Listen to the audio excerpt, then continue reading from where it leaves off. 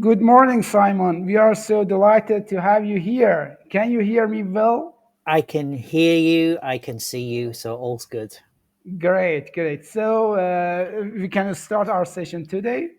And if anyone has any question, they can raise their hand at the end of class, at the end of session, and communicate with you. Thank you. So I will go to ignore my video. You have time to start.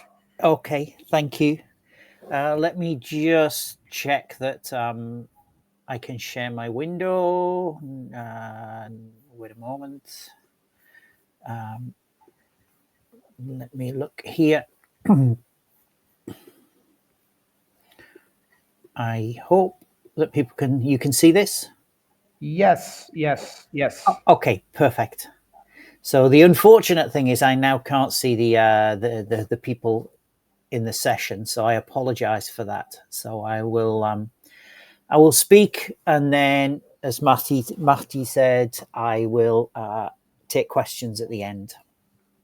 So, firstly, can I thank Mahdi for inviting me to do this, and thank you everybody for being here today, and thank you for representatives of the motorsport industry for being here. It's a real pleasure, and I genuinely mean that. It's a real pleasure for me to be able to talk about motorsport, and you'll find out why it's a pleasure for me to talk about motorsport in just a moment. My name is Simon Chadwick. I work at Schema Business School, and my details are this. So I'm based in Paris. Schema is a school with campuses in various different places. We have three in China, we have one in South Africa, three in France, in Brazil, in the United States. But my home campus is in Paris. For anybody who wants to connect on LinkedIn, you're welcome to do so. Alternatively, you've got my email address there. And for those of you who are ex-users, maybe there are some in the room, you're welcome to follow as well.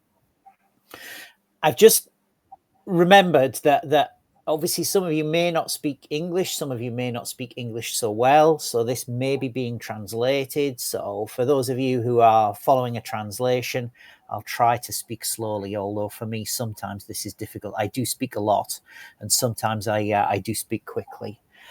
For those of you who are good with accents, you've probably realized by now I'm not actually French, I am British. And at this moment in time, I'm sat in my house in Britain. I'm not actually in France, but where my house is in Britain, it's right in the middle of what we call Motorsport Valley. And Motorsport Valley essentially runs from around Birmingham down to London. So if you draw a straight line from Birmingham to London, you'll find many of the Formula One teams. You will find the Silverstone F1 circuit. There are World Rally Championship teams based locally, World Sports Car Racing championship teams based locally. So it's a really interesting place where I live. Just to give you a little bit of insight into who I am, my relationship with the Middle East is long. So it's a part of the world that I've been traveling to for about 15, 16 years now. And just to give you an example of the work that I've done in the Middle East, so for 10 years, between 2010 and 2020, I worked as a director of research for the Qatar World Cup. So Doha and Qatar is a country that I know really, really, really well.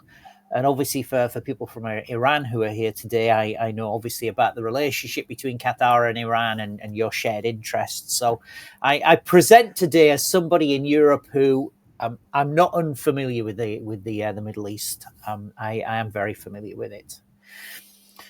Amongst the work that I do in motorsports, the most recent example of work that I've done in motorsport is working with Formula E. And over the last 2 months, I've been working with people from Formula E in Saudi Arabia. But previously, I worked with Formula E in undertaking an environmental audit of the Paris E-Prix. And for those of you who are familiar with Formula E and with Extreme E as another example, obviously electric car racing is something really interesting. We know that Saudi Arabia in particular is making significant investments in electric car racing. Maybe we'll talk a little bit about that in a short while. But again, the reason for telling you all of this is that I come to you not as somebody who writes about or thinks about motorsport. I'm somebody who also works in motorsport. Perhaps one of the reasons that I'm here today is my interest in motorsport, my work in motorsport, all come together in this book, which is available via Routledge. The chapter that I write or I've contributed to this book is specifically about Formula One in the Gulf. Because I have a particular interest in Formula One and I have a particular interest in the Gulf region. And so this is my contribution to the book. But in the book, there are all manner of different issues around gender in motorsport, around climate change in motorsport, around the branding and marketing of motorsport. And if it's something that you, obviously, if you're interested to read more about motorsport in a kind of slightly more academic way than perhaps reading about motorsport more generally in the media, then this is something that I suggest to you that perhaps you could take a look at. So professionally, I do have an interest in motorsport, but I think much more significantly, from a personal perspective, the first Formula One world champion that I really, really remember is this guy, James Hunt, who is a British guy. And this photograph will give you some clues as to approximately how old I am. And the reason for being a big Formula One fan at this time and being a big fan of James Hunt is my dad. So my father at the time wanted to buy a new car. And so I always remember going at this time to a car garage and my dad buying a new car. And from that point onwards, I was really, really interested in motorsport. So we're talking about a decades-long interest in motorsport. Sometimes that interest in motorsport has been loving. Sometimes that interest in motorsport has been much more distant. But certainly for the last 2, 3, 4 decades, I've had a real interest in following not just Formula One but motorsport in general. And so, from a very early age, I was involved in, for example, marshalling at rallying events, for example. So I'd wave the flag and blow the whistle and be part of the marshalling team. So this is something that's really important to me. So if I can, I would like to get into the main part of the presentation now. And before doing that, just to alert you to 2 things. Because as I was preparing this presentation, 2 things occurred to me. And the first thing that occurred to me is a lot of what I put into my presentation was about motorsport in the GCC. And in one sense, I apologize to you for that. But in another sense, I don't, because I think the GCC, as many of you will probably know, is a really important region right now in terms of motorsport. And we'll touch on some of those issues as we go through the presentation. But also from a personal perspective, it's the part of the Middle East that I know best. But I as I said, just keep in mind, and it occurred to me, and I inserted this slide about 30 minutes ago, that a lot of what I talk about is the GCC. So I know that the Middle East isn't just the GCC. I know that the Middle East consists of many other countries. But I think the GCC still does have a very important, or does play a very important role in the Middle East. The second thing to say is that a lot of what I'm going to talk about, I found it quite difficult to organize, simply because there is a great deal of convergence in what I say. And by convergence, lots of things that I'm going to talk about overlap with each other. They have connections to one another. They have implications for one another. So I'm going to present in a very discrete way. So I'll have a series of slides and I'll talk about a series of different issues. But a lot of those issues are overlapping with one another. They are convergent, and so do keep that in mind. And I'm sure many of you are already aware of this. So to begin, and in terms of what happens next to motorsport in the MENA region, I think firstly will be influenced by digitalization. And it could be that some of you in the room are already fans of, or have maybe seen, or even if you're just familiar with Netflix's Drive to Survive series on Formula One. And many of you will know that Netflix and Drive to Survive has really revolutionized not just Formula One, but I think the streaming and the broadcasting of motorsport and indeed sport more generally. And what we have seen, particularly in the United States, is a significant increase in the engagement of certainly viewers and streamers, but also what we might call fans as well, as a consequence of Drive to Survive.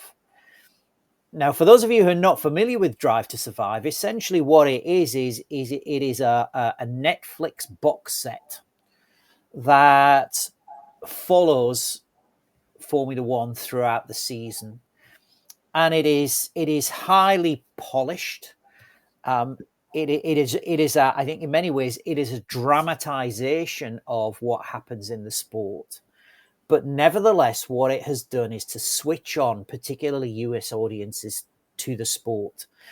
And what we're now beginning to see is in the United States itself, for those of you who are familiar with the developments around the Miami Grand Prix, around the Las Vegas Grand Prix, you will see that this is becoming not just a race, not just a sport, but an experiential product.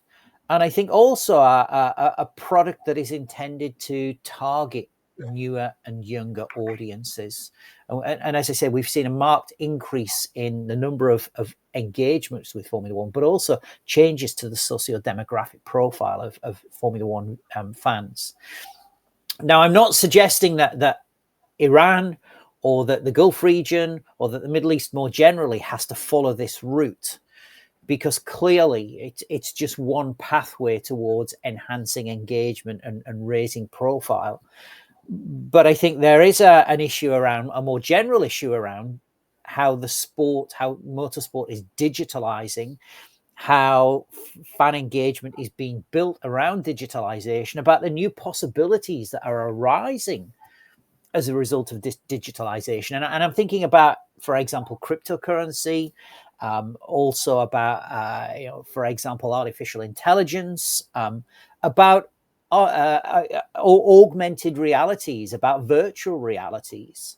And what I think is really interesting about artificial intelligence, augmented realities, virtual realities, is if we go back to the pandemic.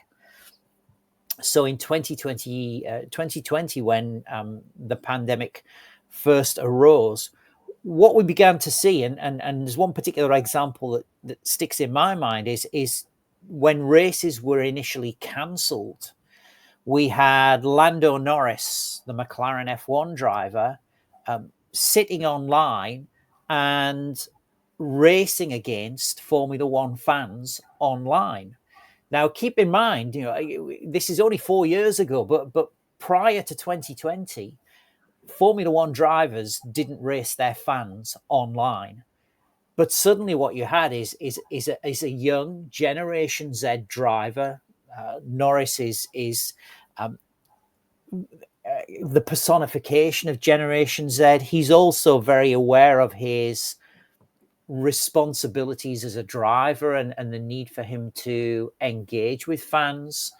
And so I think what we're now beginning to see is the use of digital technology as a result of that one example, but also more generally in terms of building fan engagement.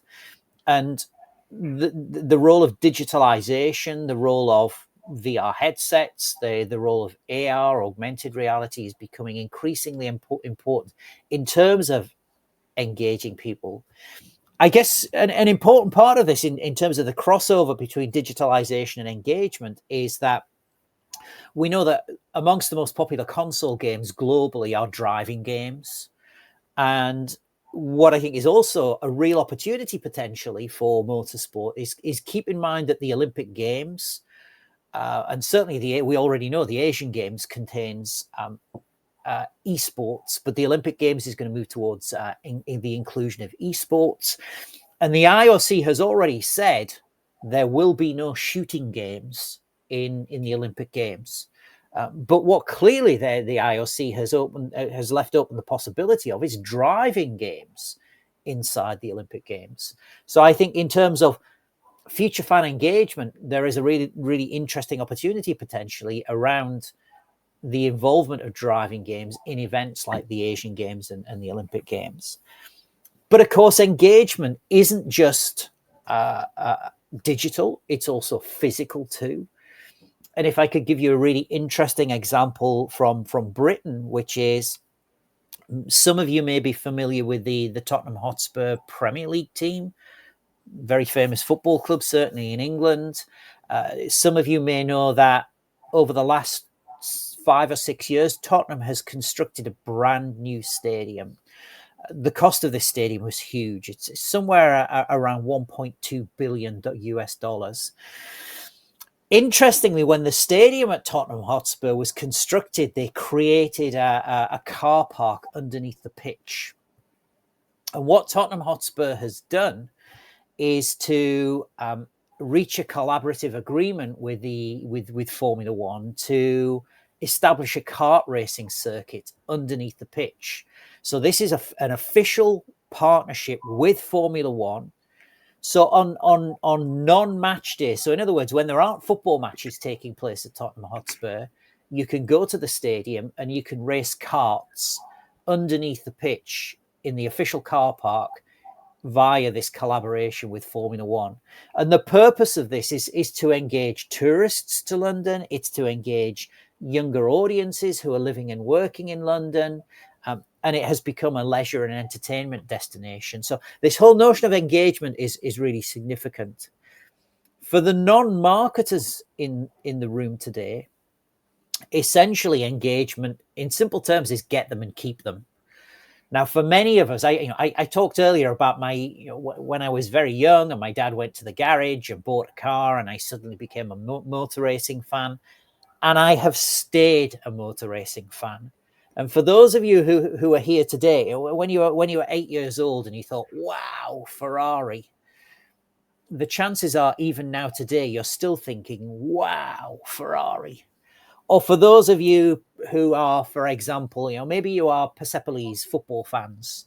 If you go back to when you were a kid, you were probably a Persepolis football fan. You're still a Persepolis football fan now.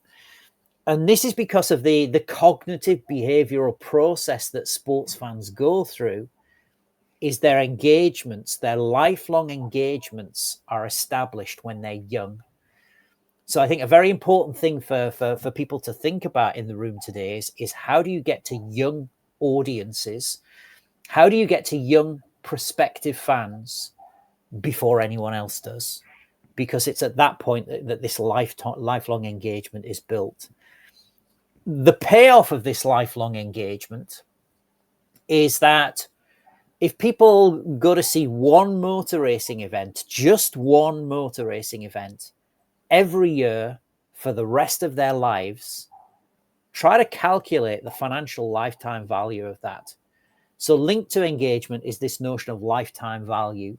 And so you're going to buy tickets, you're going to buy merchandise, you're going to attend events, you're going to access websites every year for the rest of your life because you have this deep engagement with the sport. So I think engagement is a really big issue, not just in motorsport, but also in sports more generally. Now, an additional part of engagement is around heroes and icons.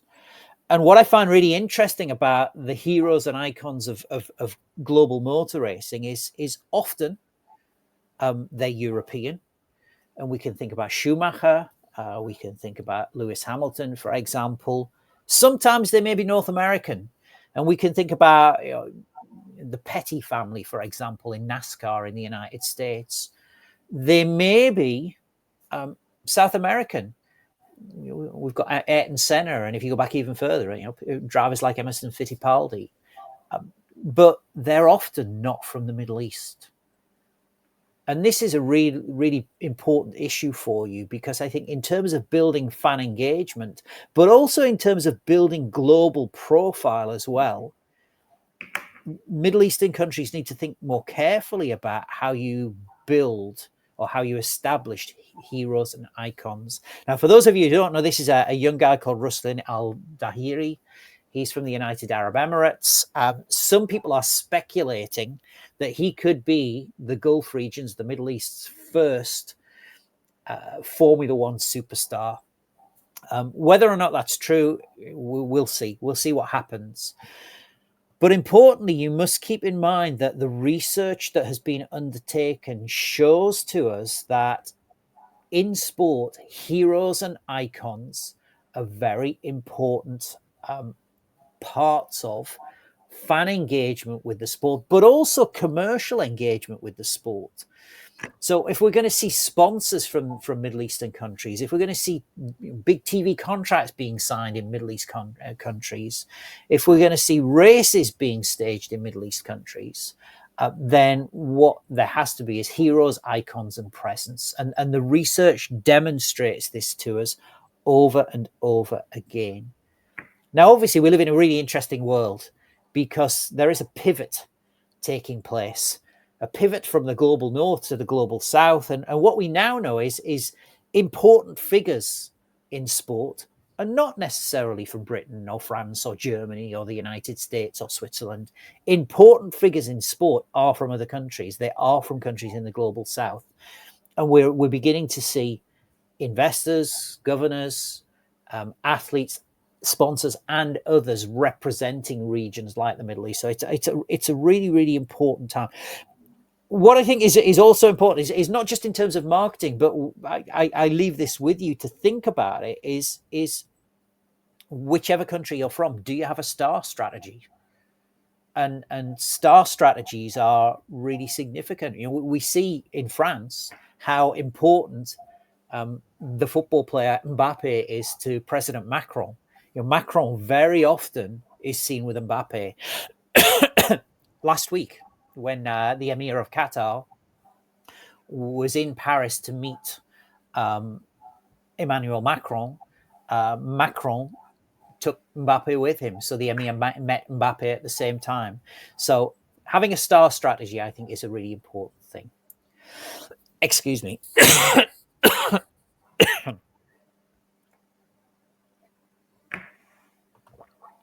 So my start in motorsport was at grassroots. And you can see in this particular photograph, I think this photograph is actually in Finland. Judging by the car number plate, I think it's either in Finland or Estonia. And many of you will know that Finland, Estonia, Latvia have a really strong appetite for off-road rallying. But you'll see the people in the back there, somebody wearing a blue coat and somebody wearing a red coat. This was me when I was a boy. This was me. And so my engagement with sport came through the development of a grassroots. And I think grassroots is really important, because this is more likely to be the point at which fans, sponsors, and others have their first engagements, have their first experiences of motorsport. And out of that grows a much deeper and a much more enduring engagement with motorsport.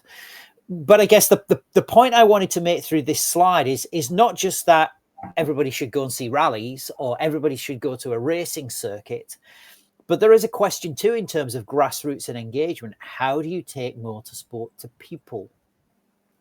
So we all live very hectic lives. We've got jobs, we've got families, we've got hobbies. We surf the internet. Many of us are on social media posting, and so we are time impoverished. So many of us often don't have time to get in our cars and drive to a rally track, or drive to a motor racing circuit, or maybe even drive to an out of town museum to look at a motorsport museum. So one of the things that I think that grassroots and more generally motorsport officials have to think about is, how do you take motorsport to the people? Some of you will know, particularly Formula One fans, is what we have seen over the last decade is Formula One cars being paraded in city centres, and certainly in London. I went to London ahead of a Formula One Grand Prix to see Lewis Hamilton drive his Mercedes around the streets of London. But I think in other sports, what we're seeing is for example, things like can somebody mute their micro? I can hear you. Can somebody mute your microphone, please? Okay, thank you. So what we've seen is street basketball, street football, street tennis, street athletics. So street athletics is really interesting because what you have is the IAAF, the International Amateur Athletics Federation, staging races, staging 100-meter races, staging 800-meter races in city centres, on circuits in city centres. So that is I think that is a really interesting development, because it brings the sport directly to people.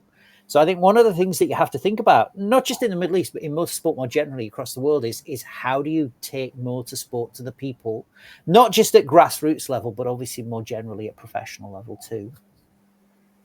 There is an issue of infrastructure, and we look at Yas Marina, for example, in Abu Dhabi, and this photograph is from Yas Marina in Abu Dhabi.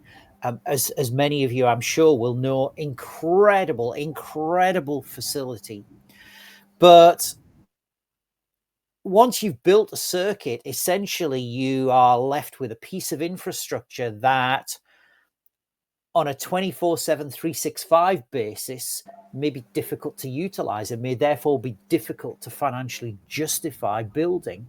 So when I talk about 24/7, 365, 24 hours a day, 7 days a week, 365 days a year. So what's significant about Yas Marina, I think, is that obviously there is a marina, a fully functioning marina there that is part of the development. You also have a hotel. So this is a leisure and retail development as well. And others amongst you will know that it's also the home of the Ferrari World theme park. And so what immediately you have is infrastructural development that is not just a piece of sport infrastructure. It is also a piece of tourism infrastructure. It is also a leisure and entertainment destination.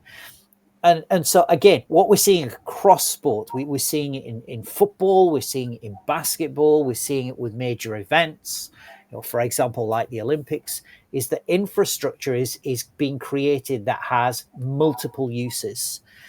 And moving forward, if the Middle East is going to attract particularly international and global motorsports events, and you have to create infrastructure that is financially sustainable, then you need to start thinking about, well, how do we fund this? How do we construct it? How do we ensure that we achieve a return on the investment? And as I say, one of the things that we're seeing across the world is to create infrastructure that has multiple different uses.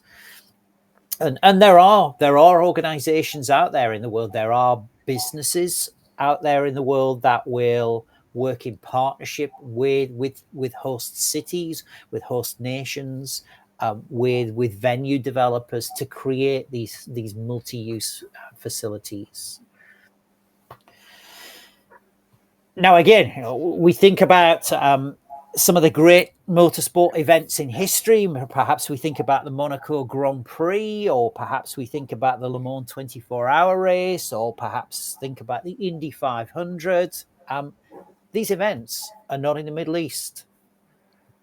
So again, in terms of showcase events, showcase properties, marquee events, marquee properties, in terms of establishing motorsport in the Middle East as being distinctive and unique and having competitive advantages that other parts of the world don't, I think we are beginning to see some interesting developments. So we've obviously got the Paris Dakar Rally, which for a period of I think 5 years is now taking place in Saudi Arabia, and clearly taking cars across Saudi Arabia through the desert is really interesting because we don't have deserts in Europe. This is something that we can't do. So desert racing, I think, is a really interesting opportunity for the Middle East. What I find interesting about the way in which Saudi Arabia has engaged with the Paris Dakar Rally is they're deliberately routing stages through major tourism attractions. And so essentially the Paris Dakar Rally has been embedded within Saudi Arabian tourism strategy. And if we think about UNESCO World Heritage sites like Al Ula, for example, in Saudi Arabia, in the northwest of Saudi Arabia, what you now have is cars racing against the backdrop of some of those UNESCO World Heritage sites in Al Ula. But I think it's more than that, and I use Saudi Arabia deliberately because, as many of you will know, Saudi Arabia is trying to position itself as being essentially the Middle East's motorsport hub. You will be aware that they're creating Jeddah. Jeddah is a $10 billion investment in the creation of an entertainment and sports city. By 2025, there will be a motor racing circuit inside Jeddah, and this is where the 2025 Formula One Grand Prix will be staged. I can imagine that Saudi Arabia will try to induce industrial clustering around that circuit. So what we will see is we'll see research and development in motorsport. We will see teams being located at the Jeddah circuit. We will see other events in the international racing calendar going to Saudi Arabia. And obviously, from a Middle Eastern perspective, that is a good thing, but it's also a bad thing too, because we don't want the domination of one or two or perhaps 3 or 4 countries of motorsport in the region. And so one of the things I think that the Middle East in general has to think more carefully about is how you create enticing, engaging, commercially viable, commercially successful events and properties that attract viewers, not just within the viewers and fans, not just within the region, but I think more globally as well. Now, of course, I've already talked about the Yas Marina Circuit in Abu Dhabi, and I mentioned Ferrari World, and this really is certainly when it was built, it was truly unique, because in terms of this pivot from global north to global south that I mentioned, we can't in Europe. We don't have this. We can't offer this. We don't have these kind of integrated facilities whereby you've got 5-star hotels and marinas set in the context of a brand new Formula One circuit that is floodlit and can run races at night, but then is adjacent to a facility like Ferrari World.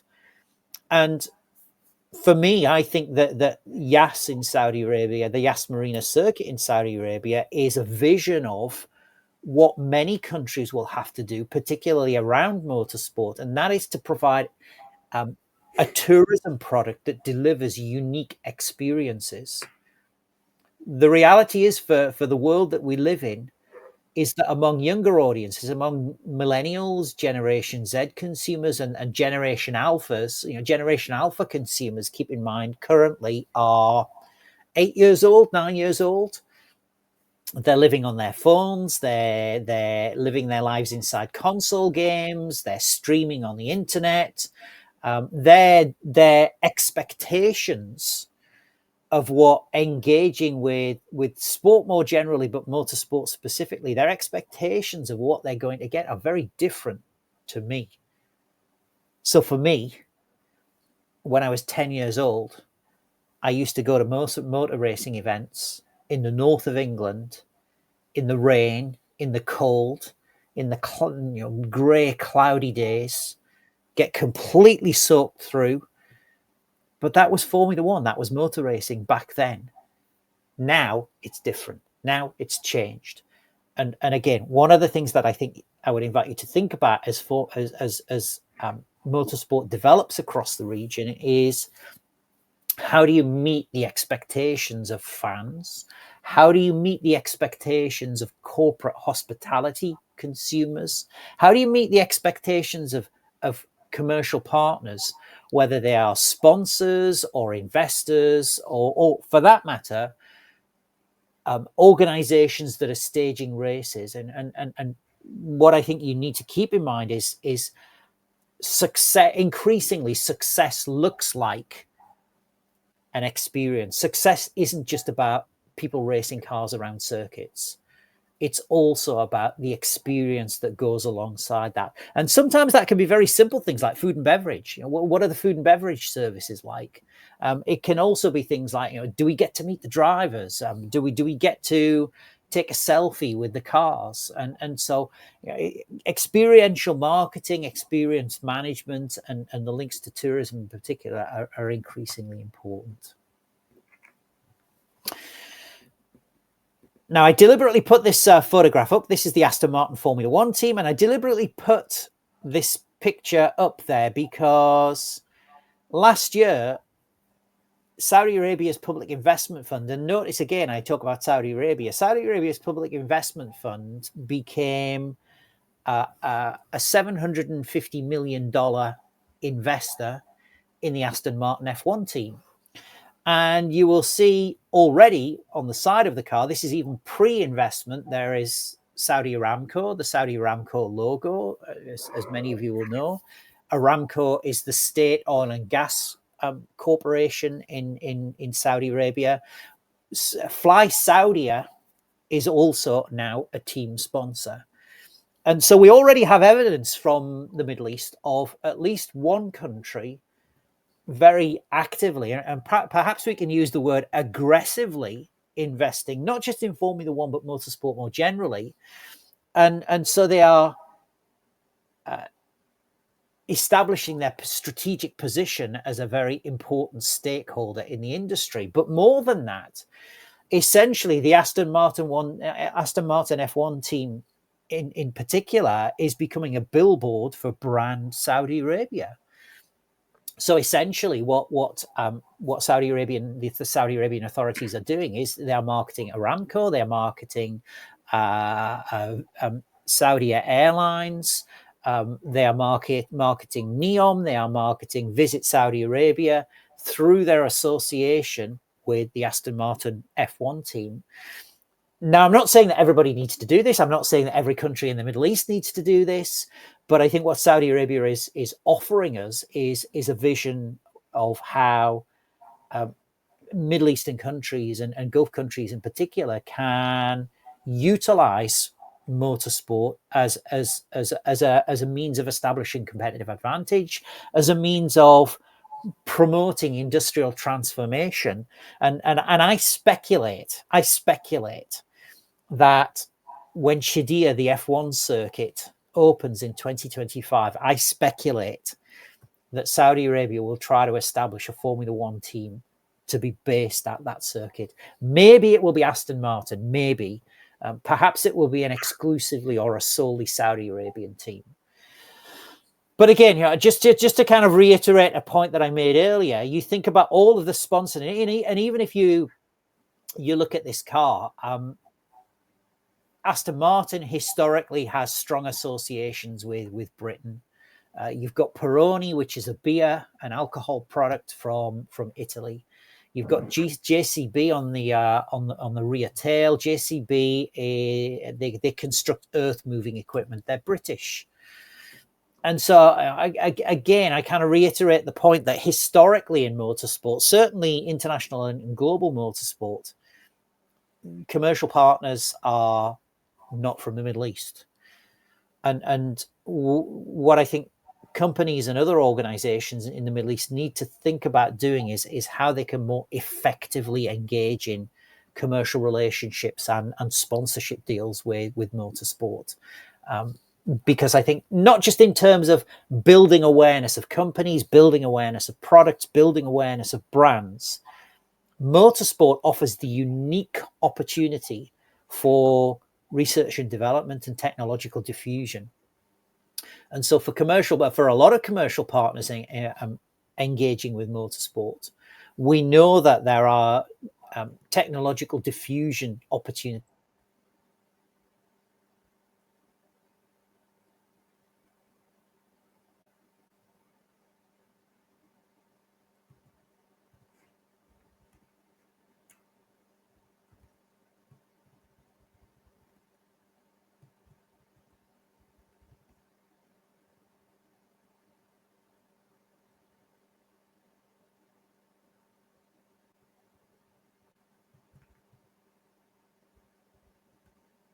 being able to diffuse this knowledge that you create.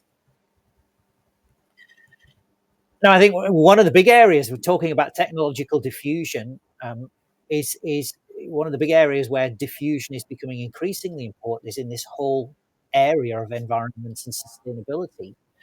We've already talked about Formula E. We've already talked about Saudi Arabia. We've already talked about Fly Saudi, and you will see that Fly Saudi is a sponsor of Formula E. You will know, some of you, that the Saudi Arabian Formula E race is staged through Diriyah in Riyadh, just outside Riyadh. Diriyah is a UNESCO World Heritage Site. And so what Saudi Arabia does is it not just stages a race, it also stages a race through UNESCO World Heritage Site, so it's connected to tourism strategy. At the same time, what you have is a country that is making a commitment to the development of electric vehicle racing. So if I could just dwell on Saudi Arabia just for a moment. So Saudi Arabia is very, very interesting because on the one hand, it is investing in Formula One, a fossil fuel powered sport. But on the other hand, it's also investing heavily in electric motorsport, particularly Formula E and Extreme E. And so I think Saudi Arabia is trying to hedge. It's trying to take advantage of its oil capabilities, but it's also trying to ensure that in a post-fossil fuel world, it is still positioned to make a contribution to electric vehicle racing. What I think is significant about the electric vehicle racing part of this is that Saudi Arabia is currently trying to position itself as a globally leading lithium processing hub. So late last year, the Saudi Arabian government signed a deal with BMW of Germany, and Saudi Arabia will supply BMW with processed lithium for its electric vehicle batteries. So what I think is really interesting about Saudi Arabia now, industrially, economically, strategically, is that it is rapidly trying to position itself as this lithium processing hub. So again, Saudi Arabia is only one country in the Middle East, and the question becomes: are there opportunities for other countries in the Middle East to take advantage of energy transition, of some of the changes in motorsport that are coming with that? But at the same time, do there remain opportunities to be involved in fossil fuel motorsport and possibly to be part of the transition to more environmentally sustainable sources of fuel?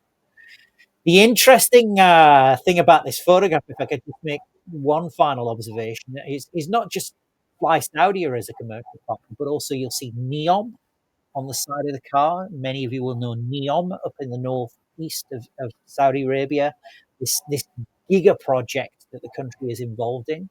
So I talked earlier about cars becoming billboards for nations and for the projects that those nations are involved in. This is actually the McLaren team. At the time this photograph was taken, the Saudi Arabian Public Investment Fund held a 35% stake in the McLaren team. Since then, the Public Investment Fund has sold that stake and has invested into Aston Martin. So the major stake holder, the major stake owner in McLaren right now is Mumtalakat. And some of you may know Mumtalakat is the sovereign wealth fund of Bahrain. So essentially now the McLaren team, the Formula E team, but also the Formula One team, is owned by Bahrain. So again, really interesting. Middle East becoming increasingly prominent, but Bahrain obviously is a GCC member. There are some interesting and for those of you who, before you fall asleep, because I know I've been talking for quite a while now, so before you fall asleep, just to say I've got about 2 or 3 slides left, so please stay awake and do have your questions ready. Hopefully, is we're beginning to see some interesting developments in terms of governance. We've got obviously Mohammed bin Sulayem from the United Arab Emirates, who's now president of the FIA. It's been an interesting 10 days for him. Because he has become embroiled in some controversies, most notably in the Red Bull controversy. But I think what's significant about Ben Sulayem is that here we have somebody from your region now having oversight, presidential oversight for the governance of motorsport globally. This is the first time in the history of the FIA that there has been a non-European president. So we really are living in changed times. For the Middle East, your time is almost here. The time when you begin to exert significant influence and begin to make decisions and begin to establish governance standards is really, really significant. It's really important. It's here now. What I think is really interesting about Ben Sulayem is obviously as a Middle Easterner, as an Arab, he is stepping into an organization, the FIA, that is quintessentially French. I would argue it's not even European; it's quintessentially French, and so there are some cultural issues there. I think that there are also some issues in terms of who do you govern for, how do you govern, on what basis do you govern. And so whilst he's in office, I think there is an opportunity for motorsport associations, governments, and others from across the Middle East to begin to exert some influence on the system of governance that exists in world motorsport. Keep in mind that the global governance of motorsport is essentially European. It's not even North American. It is essentially European. With some North American influence. So again, there is an opportunity, I think, perhaps at a more macro level, if I can put it in that way, for your region to lobby and to influence and to begin to shift the nature of governance in global motorsport. And I think that's really important, because obviously in terms of where events are staged, who's involved in making decisions, but also in terms of the commercial partnership opportunities that arise, this much broader constituency for the governance of motorsport, I believe is important. Now, of course, one of the things that you have to consider in not just in terms of who governs motorsport, but I think globally in terms of how we all see the world, is the role of women in motorsport. And it's fair to say that not just in the Middle East, but globally, motorsport has a problem with women. In Formula One, there are only 3% of the people who work in Formula One. Only 3% of the people who work in Formula One are women. And so we need to be very clear as a community, as a global community, but also we need to be very clear individually as nations, as separate motorsport associations, as teams and so forth, what we can do to create a more egalitarian industry and a more egalitarian form of motorsport. This is Rima Jafali. Some of you may recognize her. Again, she is a Saudi Arabian driver. She's currently racing in the United States. And again, I found Saudi Arabia interesting because they have created a women-only motorsport series. In Europe, we had a women-only motorsport series, the W Series, which folded. It stopped. It shut. It went out of business. And so we're still grappling in Europe even with how to engage female drivers of the future But I think it's more than that. It's not just about engaging female drivers of the future. It's about engaging female engineers of the future. It's about training, engaging and training female fans of the future.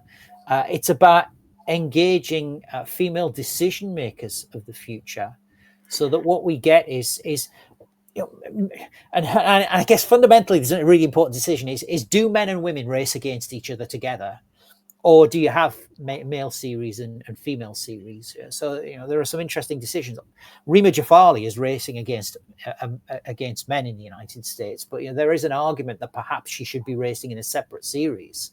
And so I think fundamentally we've all got to answer these questions about: do we have integrated series, men and women racing together, or do we have separate series? And if we do have separate series, how do we ensure that there is parity? Suffice to say that as an industry, as a community, even now across the world, not just in the Middle East, we aren't supporting women in motorsport as much as we should, and we're not making as much progress as we should. So there's some work to be done, and there are some opportunities there for us all, I think. Now, I speak as a European living and working in Europe, albeit a European who has spent a lot of time, particularly in the Gulf region. Interestingly, last September, I was invited to go and speak in Jordan, in Amman, and I said yes, I would love to, and so it was all arranged. My flight tickets and everything was arranged. And then, of course, we had the 7th of October developments in Palestine, and of course we know what has happened since then. Whatever the perception might be inside the Middle East, outside the Middle East, risk and security associated with sport and specifically with motorsport is a major issue. And this is actually, I took this photograph from the internet. This is a photograph from the Saudi Arabian Grand Prix in Jeddah in 2022.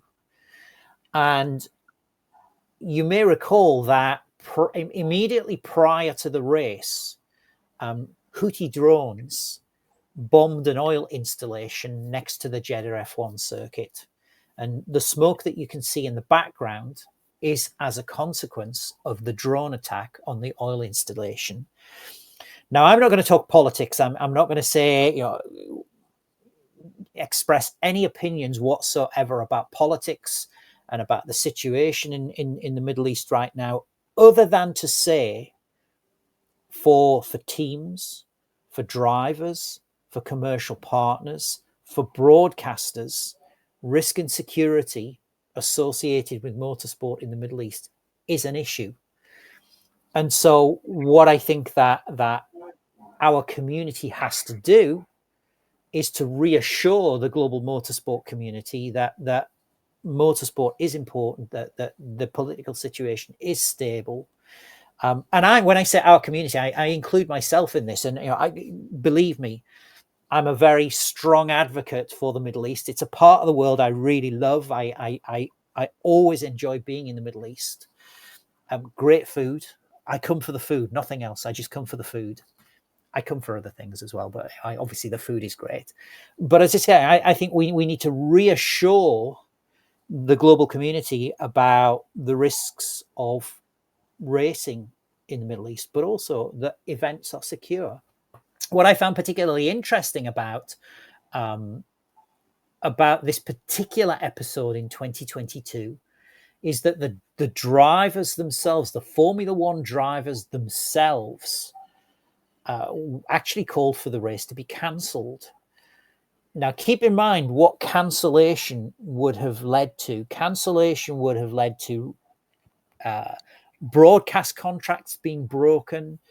It would have led to sponsorship contracts being broken. It would have led to lots of tickets that had been sold needing to be reimbursed. So not just the political consequences, but the economic and financial consequences of postponement would have been significant.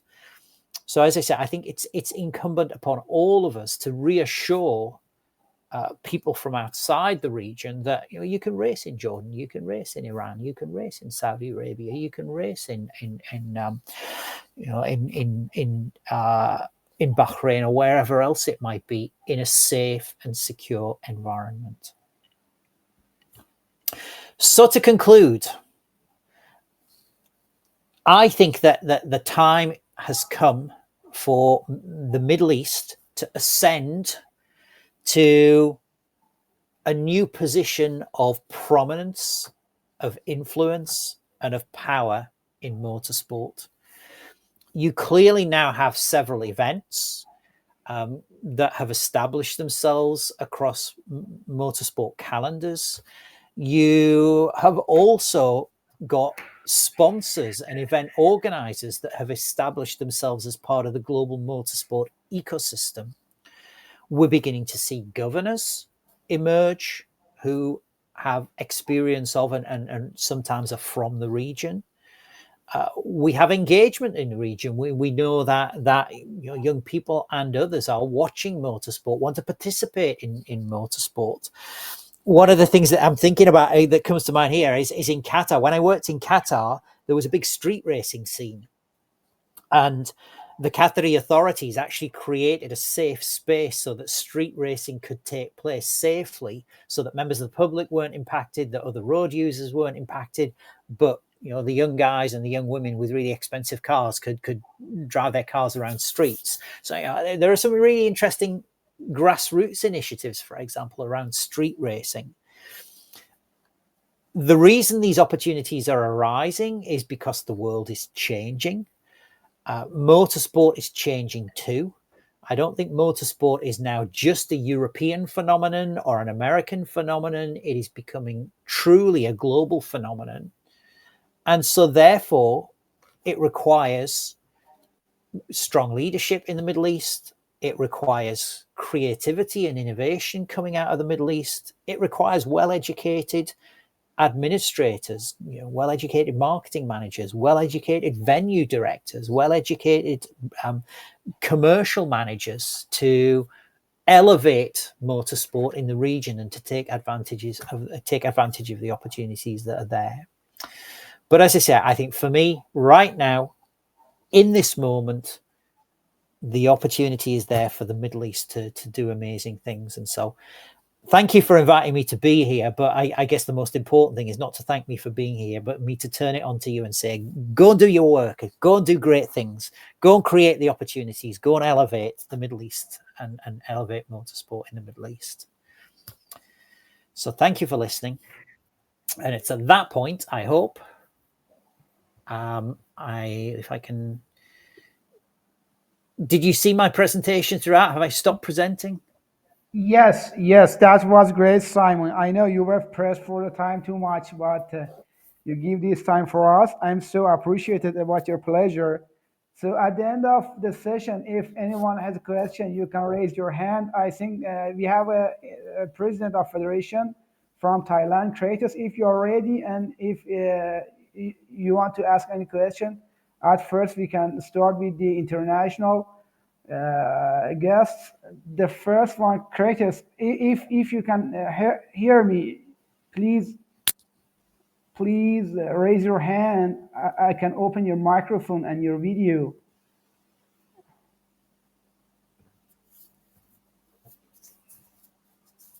Yes, Kratos. Do you have any question, Kratos, about the future of motorsport? Simon, thanks so much. I'm trying to find some books actually. So recently I just found your book, and then when I saw this workshop, can you hear me? I can hear you. Okay.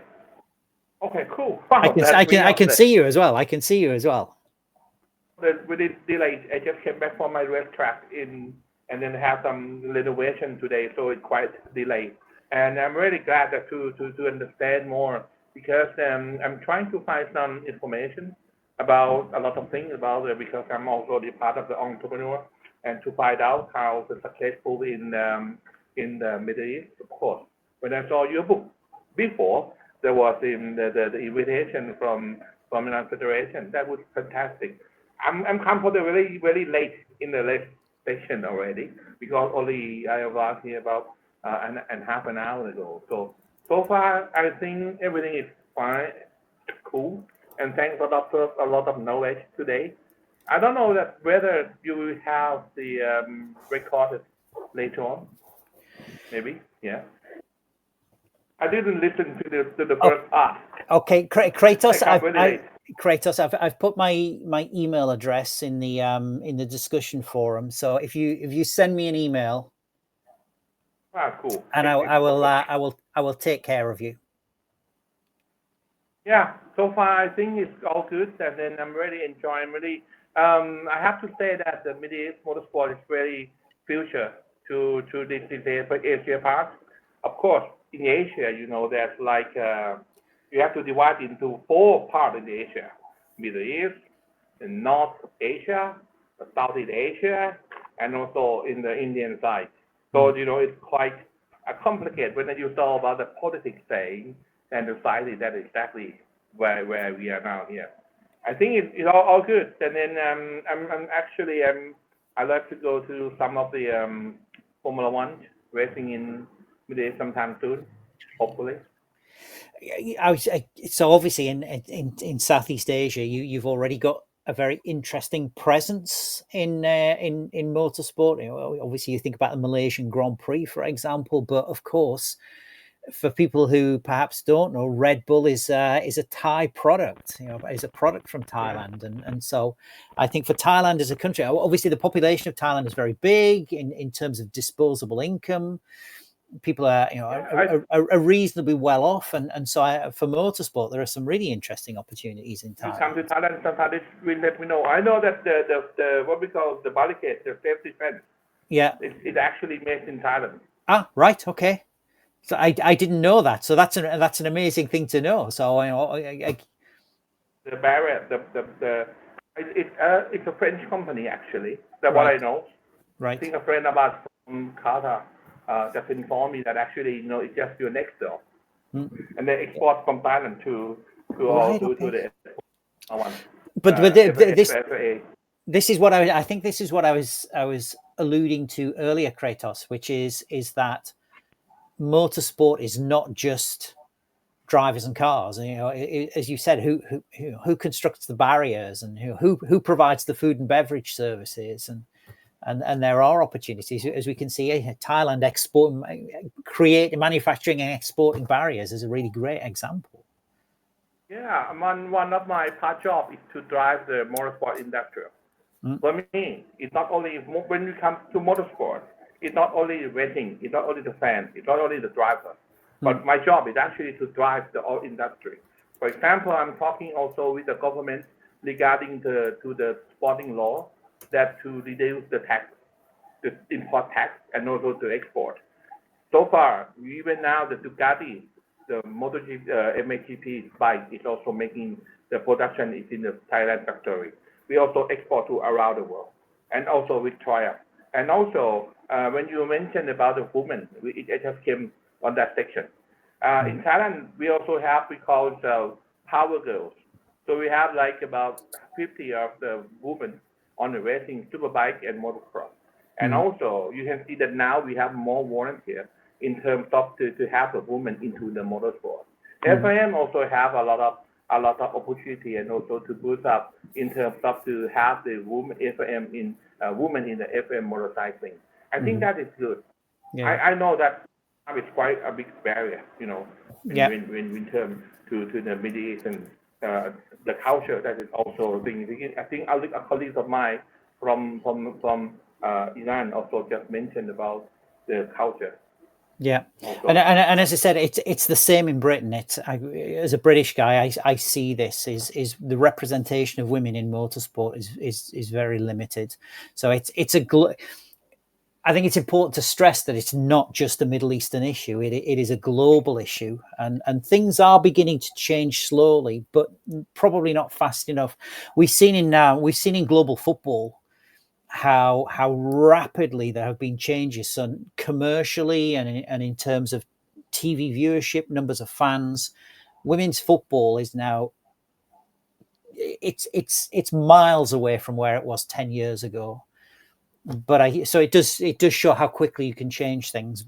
But in motorsport, as we know, it's still a problem. Anyway, thank you. I think thank you, Kratos. Thank you very much. Thanks a lot. I will add you on LinkedIn as well, because that's all that you have. I'll send you something. Shh, don't tell anyone, but I'll send you something. Autograph on the book, though. Great. Thank you for your participation. We are preparing an MOU with the Thailand, and we will send the draft for you until the middle of April for you for kind of memorandum of understanding. So we will.